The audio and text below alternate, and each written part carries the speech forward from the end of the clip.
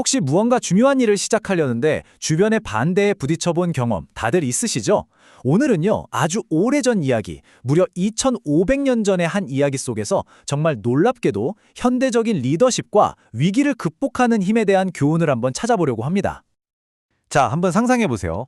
우리가 정말 희망과 설렘에 가득 차서 어떤 큰 프로젝트를 시작하는 거예요. 우리 모두 이런 경험 있잖아요? 정말 뭔가 의미 있는 일을 시작할 때 그 벅찬 첫 마음이요. 그런데 바로 그 순간 비판이 시작됩니다. 희망에 부풀어 있던 마음이 순식간에 도전을 받게 되는 거죠. 우리가 제대로 발을 떼기도 전에 그거 되겠어? 하는 의심의 목소리들이 여기저기서 들려오기 시작합니다. 바로 이런 상황, 오늘 우리가 살펴볼 이야기가 딱 이 시나리오를 다루고 있습니다. 2500년 전 느헤미야라는 인물의 이야기인데요. 이게 그냥 옛날 이야기가 아니라 지금 우리에게도 적용될 수 있는 역경에 대처하는 방법에 대한 시대를 초월한 사례 연구라고 할 수 있습니다. 자, 첫 번째 파트입니다. 희망의 프로젝트. 이건 단순한 성벽 그 이상을 재건하는 이야기였어요. 이야기는 고대 예루살렘에서 시작됩니다. 한 공동체가 무너진 도시의 방어벽을 다시 세우기 위해 정말 한마음 한뜻으로 힘을 합치고 있었죠. 근데 이게 그냥 벽돌 쌓는 공사가 아니었어요.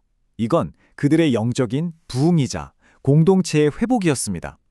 제사장부터 정말 평범한 시민까지 모든 사람들이 자신들의 정체성과 안정감을 말 그대로 다시 세우고 있었던 거죠.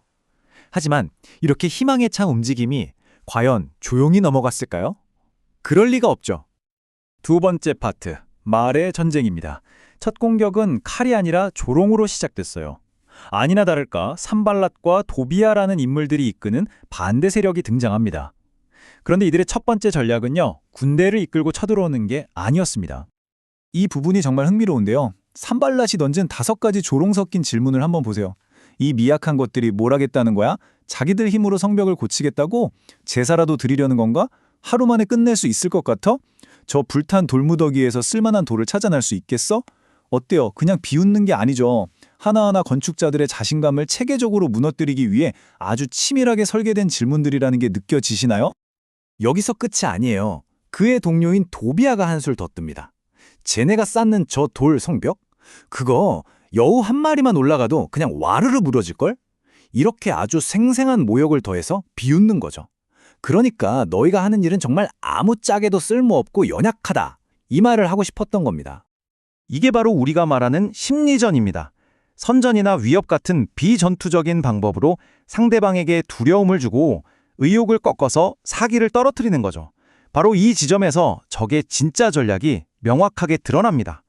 직접 싸워서 이기는 게 아니라 일하는 사람들의 마음을 무너뜨려서 스스로 포기하게 만드는 것. 그게 그들의 목표였던 겁니다. 세 번째 파트, 사방에서 오는 위협입니다. 말이 통하지 않자 적은 실제 싸움을 준비하기 시작했어요.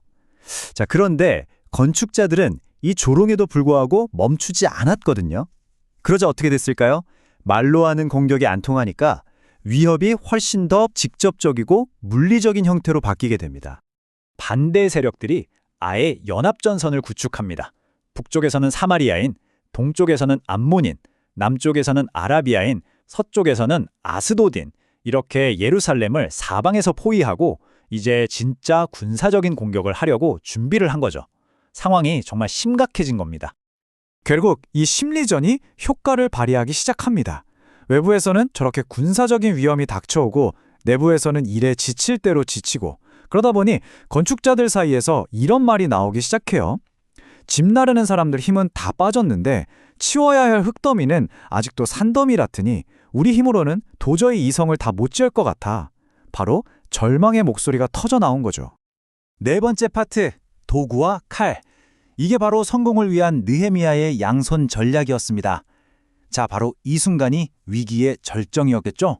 밖에서는 적이 쳐들어오려 하고 안에서는 사람들이 절망에 빠지고, 이 상황에서 지도자인 느헤미야는 과연 어떻게 대응했을까요? 느헤미야의 대응은 아주 명확하고 또 강력했습니다. 그는 2가지를 동시에 했어요. 첫째, 기도.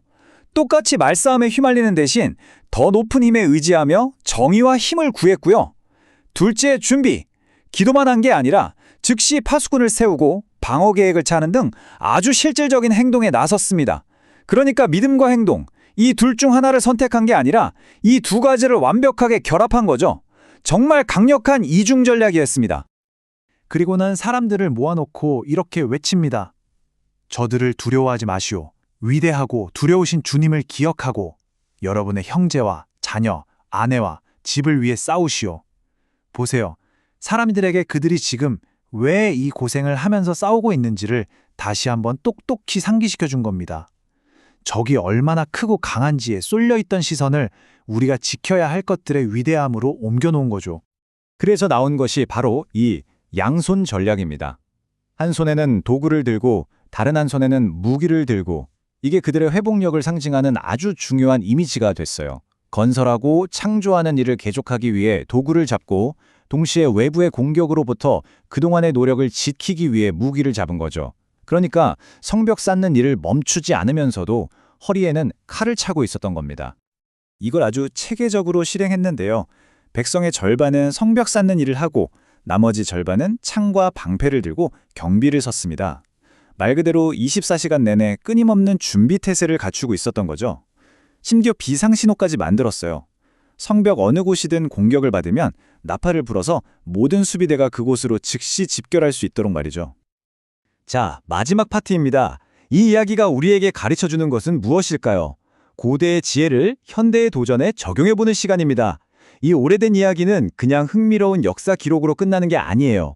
오늘을 사는 우리에게 무엇을 말해주고 있을까요? 이 이야기에서 우리는 회복력에 대한 세 가지 아주 중요한 교훈을 얻을 수 있습니다. 첫째, 반대는 종종 심리적인 공격으로 시작된다는 것. 나 스스로 나를 의심하게 만들려는 시도라는 거죠.